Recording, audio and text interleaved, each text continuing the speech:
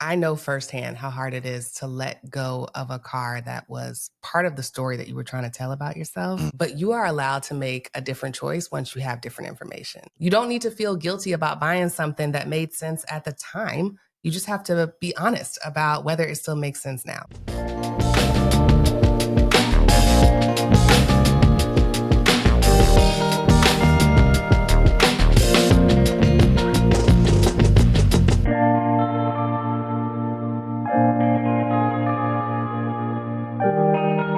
Welcome to the Rich and Regular podcast, where we explore life at the intersection of money. I'm Kirsten. And I'm Julian, and today we're talking about cars, and how to know when they're costing you too much. But first, I want to give a shout out to @the_Andreas_Jones, who left a comment on our YouTube video on the most recent podcast episode. This was about our book. We were revisiting 3-year anniversary of it being published.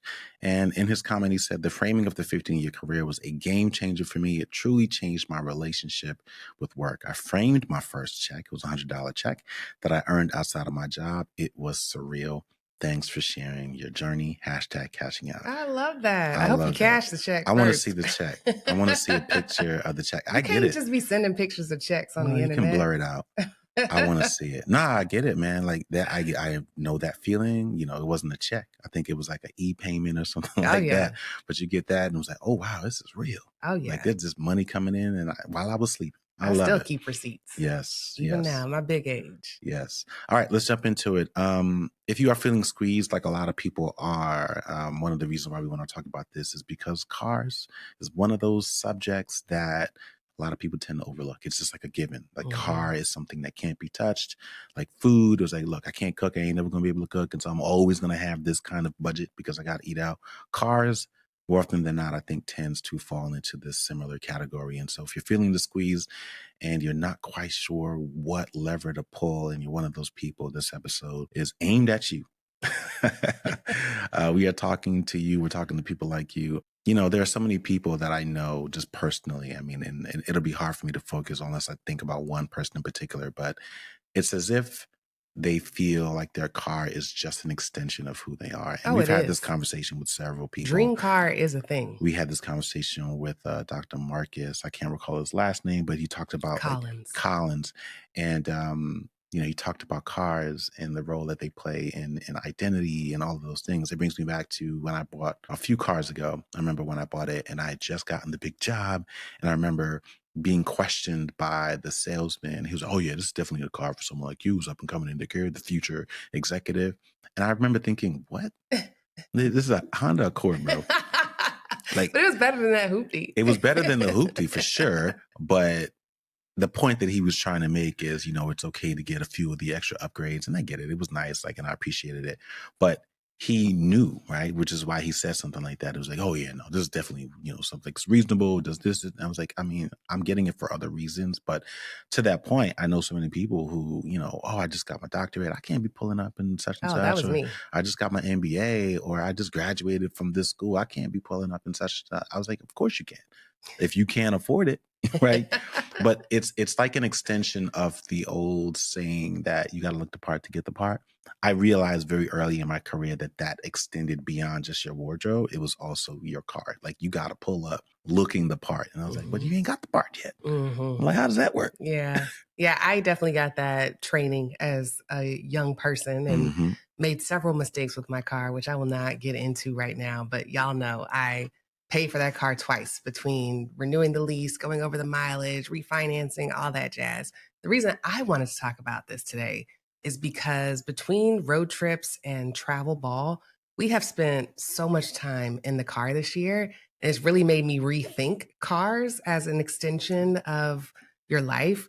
We know that transportation is a top 3 expense in most households, but I'm not going to lie. A couple weeks ago, a rock or something, some sort of debris, something hit my windshield and created a crack in it.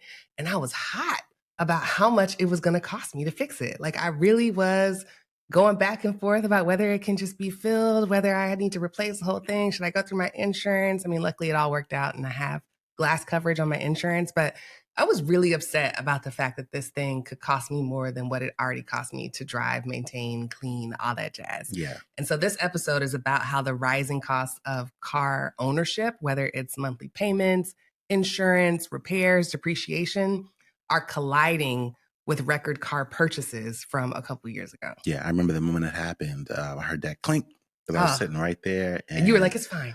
Well, I didn't see anything. It wasn't Yeah. until later on that afternoon, and the car had been out there in that hot sun, and I still had forgotten what I heard, but I assumed it was a baseball or something like that. But we were nowhere near the actual field, and it was very clear when you look closer. Like, I mean, it looked like a bullet. Like, it was a really, really hard hit. And yeah, thankfully you had insurance. I don't think I'd ever say those words. Right.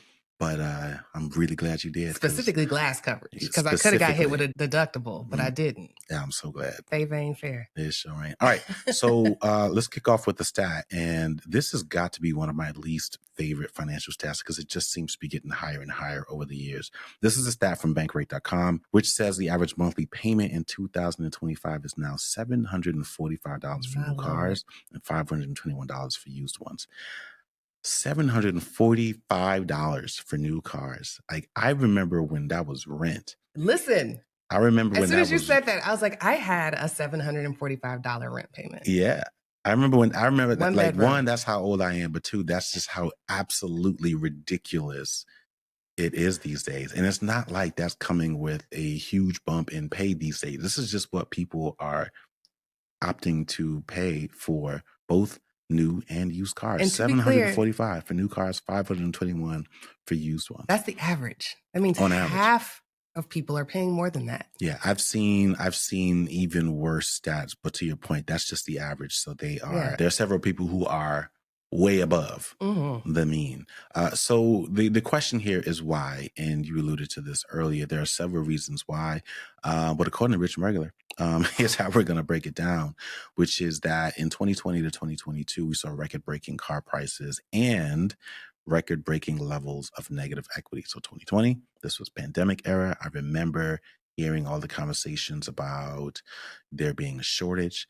I remember specifically feeling, and I'm sure somewhere on a podcast episode I said it, I would imagine a lot of people who can't go anywhere because outside was closed are really feeling the pain because they're paying that $700 or however much their note was for that car to sit in their garage. If there was ever a period of time where you needed some kind of reminder that this is one of the worst expenses you have in life, I would like to think that that was the time where you did it. And I would imagine some people did. But according to the data, a lot of people felt like, no, like I'm going to go on the opposite end of that. And they were listening to the warnings that there were these shortages, and they felt like, hey, if you don't get a car now, it's going to be really, really hard to get one. There were all these stories of inventory basically floating around in the Gulf of Mexico, and all of those things pushed the price of new cars up, and people kept on buying it. And this is just the fundamentals of economics. Like, we showed very clearly that we were still willing to spend that money. And then as a result, the prices just kept going higher and higher. And now more people are upside down or feeling stuck with these payments from those decisions than ever before. Yeah, I think this is exactly what happened. People made car decisions in a wild, unpredictable market. Oh, yeah. Now, to your point, they were not just being irrational. We were told that interest rates would stay low. People had a bunch of stimulus cash and cash from vacations that they didn't take and homes that they couldn't buy. They were told that there were supply shortages, and then if you didn't get it right now, you would have to wait a couple of years before you could get one. They needed a win, and so they ended up buying these cars, and the used car prices from 2020 to 2022 spiked 52% and stayed at record highs well into 2023. Yeah. It wasn't just the price of cars that went up. The loans got longer, the interest rates got higher, and the cars started losing value faster than ever because of depreciation, because the market shifted and then people were less willing to spend a bunch of money. The shortage cleared up. And so now you have a lot of people who are feeling the financial squeeze from all sides, and they didn't realize how tight it would be until they were already locked in into a much, much longer loan term. Yeah, it was a wild time. I remember there were even examples of people who had Teslas, for example, that were actually worth significantly more now or during that time period than they were. Like it was a weird period there where not just Teslas and electric vehicles, but used cars were priced more Yes. than new cars. And so all of these weird things, to your point around people being flush with cash and being flush with stimulus checks, and but also just feeling really frustrated and wanting something to feel good about. A lot of people decided to buy cars, and now they're kind of regretting that decision. And the reason they're regretting that decision is sort of a tried and true financial example or lesson, which is that it's not just the cost of the note, it's the total cost of ownership. And so let's just roll through the components when we talk about the total cost of ownership. And this is important. If you have a teenager in your life or even a young person, this is so important to review with them before they go and purchase the car.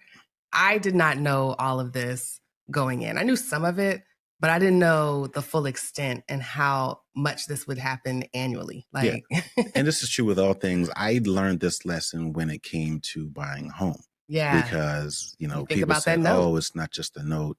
I remember being surprised by the HOA payments and all these other things that were really, really expensive. Cars are pretty similar. So when you break down the total cost of ownership or the true cost of ownership when it comes to a car, you got to start with the loan payment. That's generally going to be the most expensive thing. This is where a lot of people stop. Right. And this is one of the biggest problems here. They just look at, well, it's only going to cost me X amount a month. And it's like, that's just one part of it. Right. Mm-hmm. But even that is getting significantly higher. There are more people now signing 6 to 7 year auto loans. I remember when it was like 3 to 4, Mm-hmm. 5 felt like a stretch. Now people have stretched that even more to 6 and 7. I've even heard some stats where it's significantly longer than that. And all that really means is that you're going to pay more in interest than the actual car itself. That, to your point, like you're going to end up buying the car twice in terms of what is actually valued. And this is what it means to be upside down, but you're going to be upside down longer because you stretched it out over a longer period of time. The other reason why the total cost of ownership is significantly higher than you may realize is also because of insurance. This is obviously going to depend on the total value or the MSRP, manufacturer's suggested retail price of the vehicle. But the more expensive a car is, generally speaking, the more expensive it's going to cost to insure it. I know some people like to play the insurance game and just try to get the minimal amount of coverage. But more and more often, insurers are demanding full coverage only. They're not even offering minimized. If you're financing. If you're financing it, they're saying, well, look, you got to have full coverage. It is what it is because we're not just going to allow you not to collision, have it. not Yep. no. You got Full to coverage. cover the whole thing. Yeah. I would say what's even interesting is even if you are a good driver, just because of the shifts in the landscape, repair costs are higher now, labor costs are higher now, or there's a shortage in labor. All of those things and those costs are being passed on to insurers in their premiums. And so it's just not nearly as affordable as it used to be. It's gone up 20 to 30% in some states. Yeah. That's crazy. And again, we've seen larger issues with respect to insurance when it comes to real estate, but it's also affecting auto as well.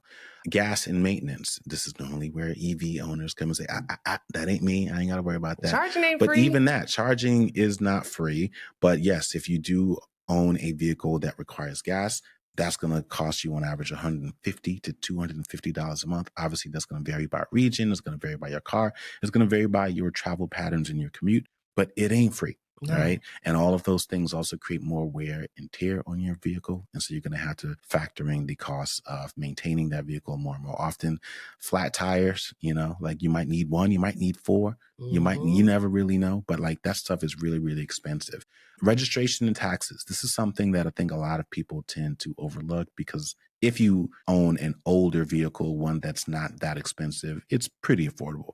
But if you own a newer vehicle, like it can cost you hundreds of dollars every single year. So registration, taxes, all that stuff. But the biggest one is depreciation, right? This is the single biggest expense when it comes to owning your vehicle. Most cars lose between 20 and 30% of their value in the first year and up to 60% over 5 years.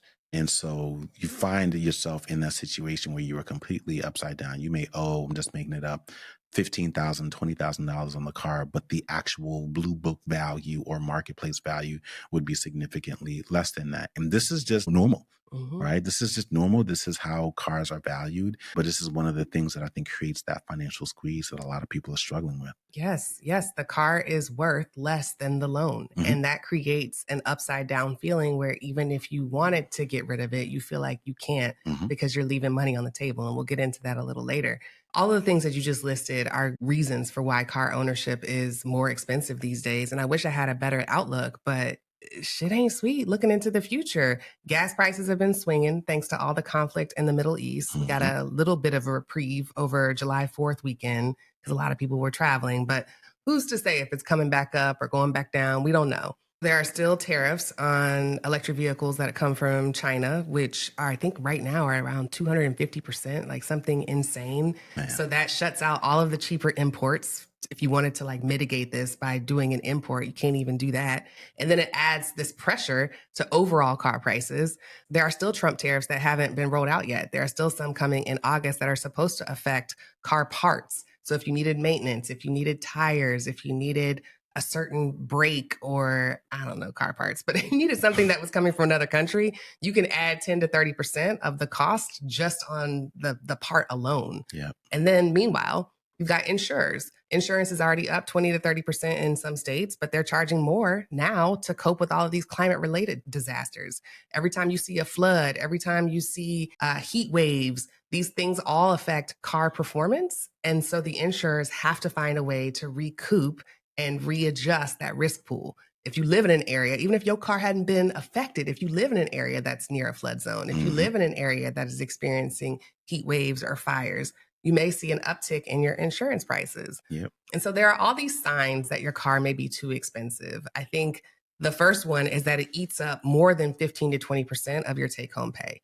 And I typically do not like things that look at percentages of take home pay. But when you factor in all of the other places that are raising prices right now, from groceries to your home, all the things that you need, necessities, you have to take down how much you're willing to pay for a car. So 15 to 20% of your overall take home pay, not gross pay. And that 15 to 20% needs to include the payment, the gas, the insurance, and the maintenance. You need Yep. to look at all of that and determine whether it's eating up more than a fifth of your pay. If you find yourself skipping maintenance or pushing repairs, these are the people who catch themselves saying, like, oh, I just need it to last until something, but you're never really sure what that something is. That's a good sign that you're probably spending too much. If you dread renewal season, whether we're talking about insurance renewing or your registration renewing, another good sign. If you are still upside down 2 to 3 years into the loan, that's another sign that maybe you bought a little too much car. If you're leasing and you're over the miles, this was me. You're leasing, you're over the miles, and you're dreading the buyout. That's a good sign that you've bought a little too I feel much. like that's everybody. So There are that's some people just who pretty lease. much only so this episode isn't for people who own their cars free and clear and have a hoopty.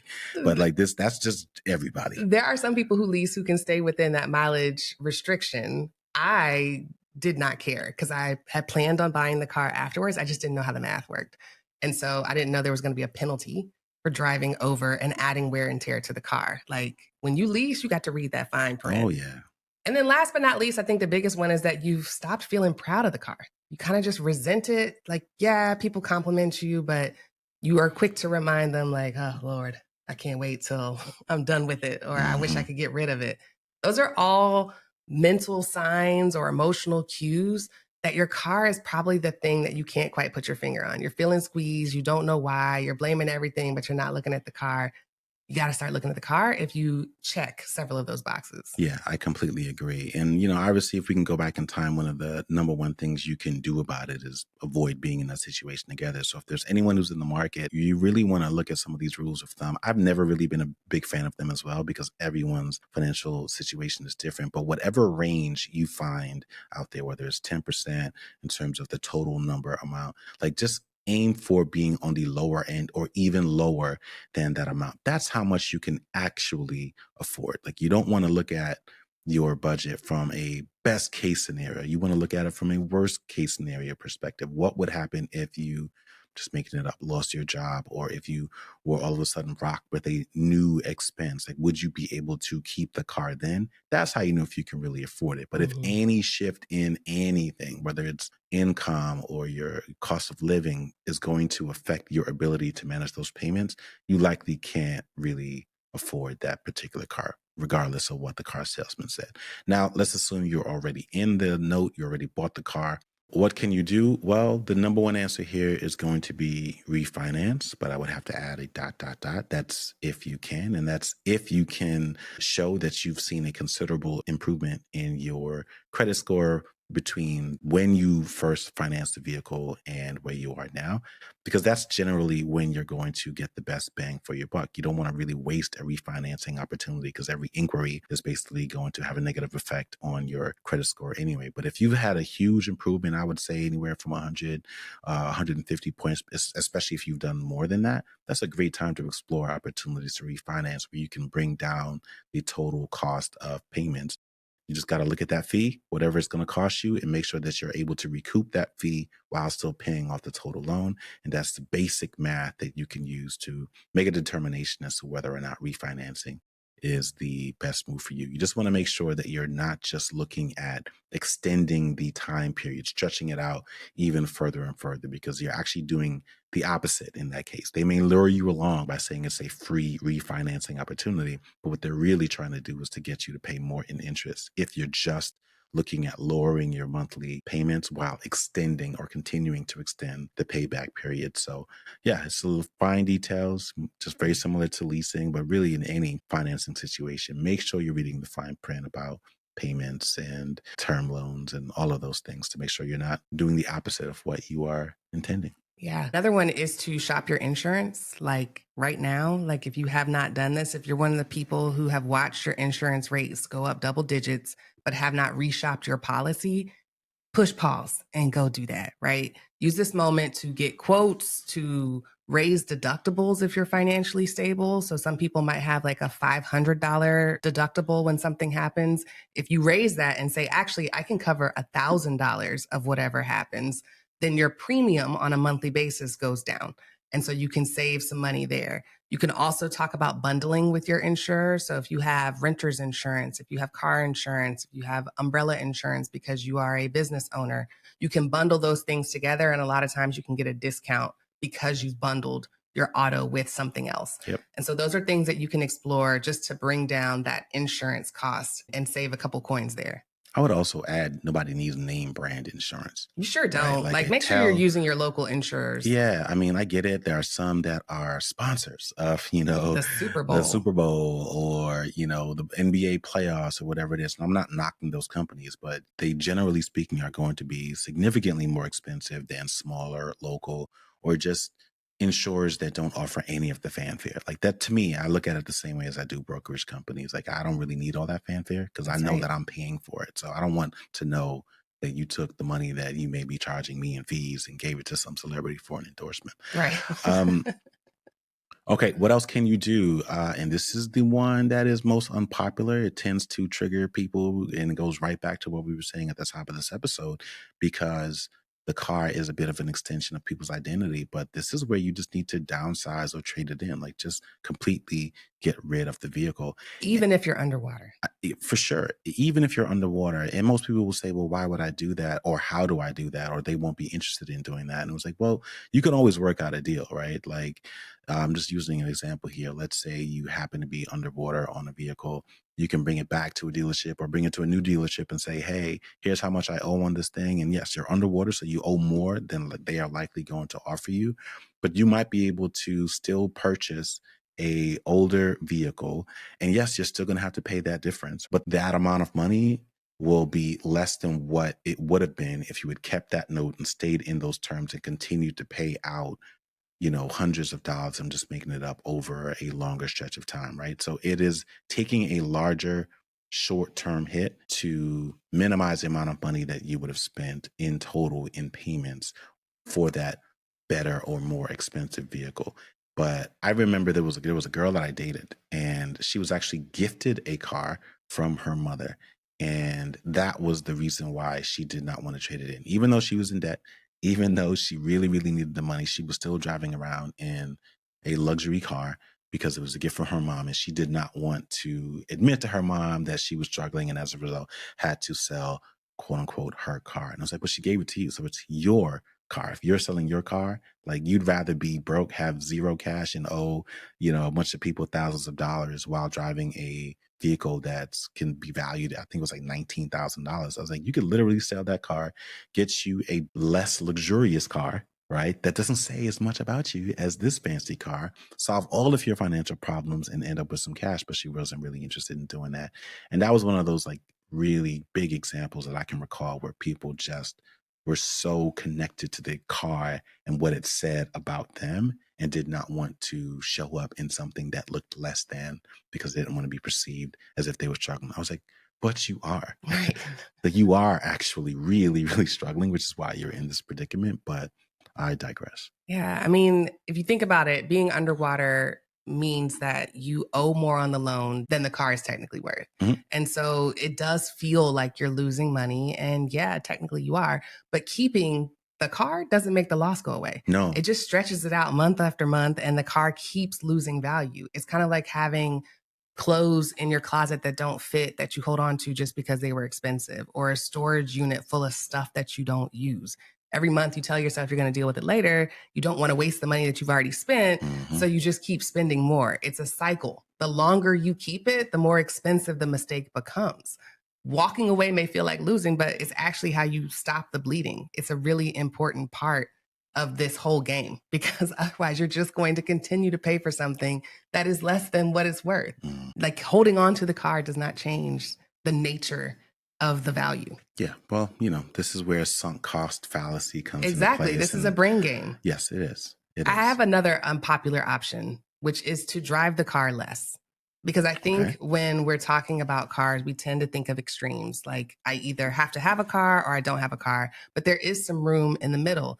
Even if you don't go fully car free, reducing your car usage by like 1 or 2 times a week can cut costs on gas. It can slow down wear and tear, which will eventually save you costs on maintenance. And in some cases, it can even lower your insurance. There are some insurance plans that are mileage based plans. And so if you know that you don't drive a whole lot, this is great for like senior citizens or for teenagers who are just going to school and back, or to, neighborhood activities. You can get them a mileage based plan. They put a little tracker in your car to make sure that you're not going over, and you get charged based on that. So there are some options to kind of save money if you're just willing to drive less. And at the end of the day, times have changed, like carpooling, public transportation, biking, car sharing, Uber, Waymo, scooters, whatever there is, they may work better than you think. And so it's just something to remain an option. Like if you don't need to drive your car 7 days a week, then try only driving it 4 days a week and see what that does with your expenses. That's a really good point because I don't think a lot of people have given thought to the wider variety of transportation options that exist today relative to maybe 10 years ago or when they were younger. I think they all think, well, I'm just making it up. I don't live in New York and they don't have buses and train systems like they do here, or I don't live in Chicago or something like that. It was like, yeah, but there's a lot more options. And there are plenty of people who don't have cars at all and are able to do it. And there's also a bit of a mid ground there. You can still own the car, but drive it less. And as a result, not have to spend nearly as much on gas. And if you're able to renegotiate what your premiums are with your insurers because you're using it less, or maybe even rent it out or share it with somebody else. But there are tons of hybrid ways that you can minimize the amount of money that you're spending on your particular vehicle. But I think it just goes to show just that emotional side of owning a car and how it affects the way that people make or avoid making these kinds of decisions. I mean, it's like choosing to be in a relationship, where things started really, really great. And you just continue to remind yourself that things started great. And it was like, yeah, but it's been years. Right. Like things haven't been great ever since then. That new car feeling, that new car smell has completely faded away. And now you feel stuck. There's a reason why they use that language. And I think that is one of those signs, it's one of those things that you do not have to hold on to. We just ran through several options that you could explore. If you are a couple, and I think this is one that so many people just convince themselves that they cannot do. But two-car households that don't really need two cars, that's a great example, I think, of an opportunity to be able to make a bold decision, put yourself in a better, stronger financial situation while also teaming up on a strategic decision with your partner, which I think is one of the best things that you can do. Come to that decision on your own for the betterment of the relationship, for the betterment of the family and the financial foundation. And it's one of those things that I think really helps a lot of families get out of a bit of a situation. And you might even find yourself in a situation where you decide that's going to be the thing that allows you to do something else that you really, really wanted to do, right? Like there's more to life than just spending hundreds of dollars, ultimately thousands of dollars every single year for two cars in the garage when you really, really could be slightly more inconvenienced with just one, but flush with thousands more cash and able to take vacations or able to do any other number of things that you could do if you reallocated that money. Yeah. I know firsthand how hard it is to let go of a car that was part of the story that you were trying to tell about yourself. Mm-hmm. But you are allowed to make a different choice once you have different information. And sometimes the most financially mature thing that you can do is decide and admit this doesn't work for me anymore. Yeah. This is what we're talking about here. This is financial maturity. I get that it feels like when you are upside down on a loan that you are paying to get rid of something. So if you still have $5,000 that you need to pay on the loan and you don't have the car anymore, that can feel like a trap. That can feel like taking the L. But it is better than continuing to pay $700 a month for a car that you don't love and hoping that it doesn't need a new transmission at month 60 of the loan instead of month 72 of the loan in the future, right? Yeah. Like that's a peace of mind that money can't buy. Yeah. And so if you've been feeling like your car is slowly draining your finances, let this episode be your sign that you are not crazy. You are definitely not alone. There are millions of people, maybe hundreds of thousands of people who are in the same situation, and you're not stuck. We've given you several options, even if you don't like them. You got options, right? You need to explore them. You don't need to feel guilty about buying something that made sense at the time. You just have to be honest about whether it still makes sense now. And Like it's that's your homework. certainly a lot easier to get rid of a car than it is to get rid of a house. Oh, And 100%. so you don't have to jump to that conclusion. I would hate to see someone choose to move before they decide to make what I would say is a much simpler, easier, less complicated financial decision. Like Oh man, it's going from so two to easy. one or getting rid of one or just figuring out like a different way. Like we've talked about this before. Like if push came to shove, would we be able to get rid of both vehicles and still figure things out? And the answer was yes. Like there's still a way to do that right now. We don't have that problem, but I just want people to be a bit more creative. And, the last thing I'll say is if there are legitimately people in your life that you think are going to feel some kind of way about you if you pull up with a different vehicle, then those are probably not people that you really want in your life anyway. What I found more often than not is that most people are like, oh, hey, good for you, man. That's smart.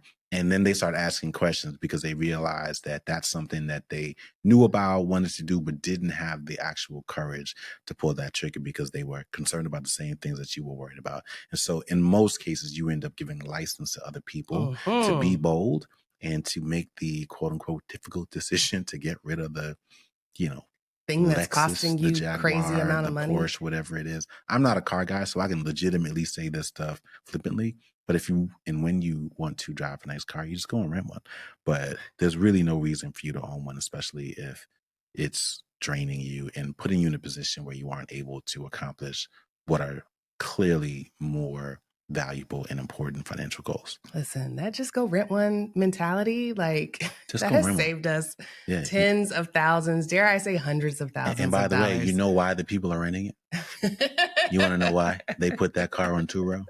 Because they can't afford it. And they are relying on people like you to help to them subsidize. offset the cost because they recognize that it's really, really expensive. Facts. So yeah, All right, you don't y'all. need a Cybertruck. All right, y'all. Well, like my pastor used to say, if you can't say amen, say ouch. You know? you never say ouch. My pastor has never. No. Then he'd say, all right, well, say amen, lights. Somebody gonna say amen. That's how you know. Crickets in the congregation. That's how you know the message resonated. Crickets in the congregation. All right, y'all. Well, thank you for listening to another episode of the Rich and Regular podcast. If you like what you heard, this is what you needed today, then you know what to do. Let us know by driving around to your favorite podcast platform, leave a 5-star rating or review, or drop a comment below to keep the conversation going. We will see y'all next week. If you like videos like this and want to see more, make sure you click subscribe and turn on notifications.